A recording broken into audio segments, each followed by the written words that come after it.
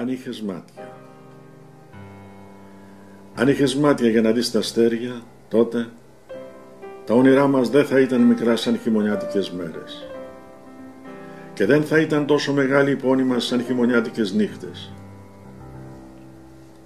Αν είχες μάτια για να δεις τη δύναμη του έρωτα που σου έδινα, τότε θα έφταναν οι ποταμοί που υπάρχουν μέσα μου σε ερήμους που μακραίνουν στα μάτια σου.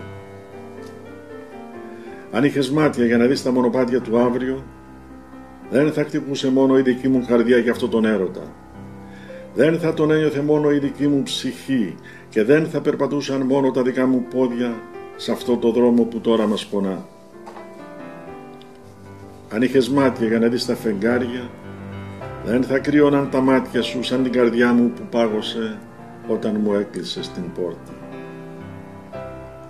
Αν είχες μάτια για να δεις τη μαγεία στα ποίηματα, τότε, πίστεψέ με, δεν θα ήταν σκέτη μελαγχολία τώρα κάθε ηλιοβασίλεμα. Δεν θα μύριζαν τόση πόνη τώρα.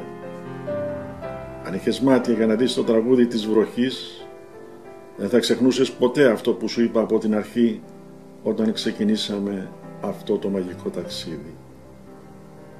Δεν ξέρω αν θυμάσαι ακόμα, στο είχα πει.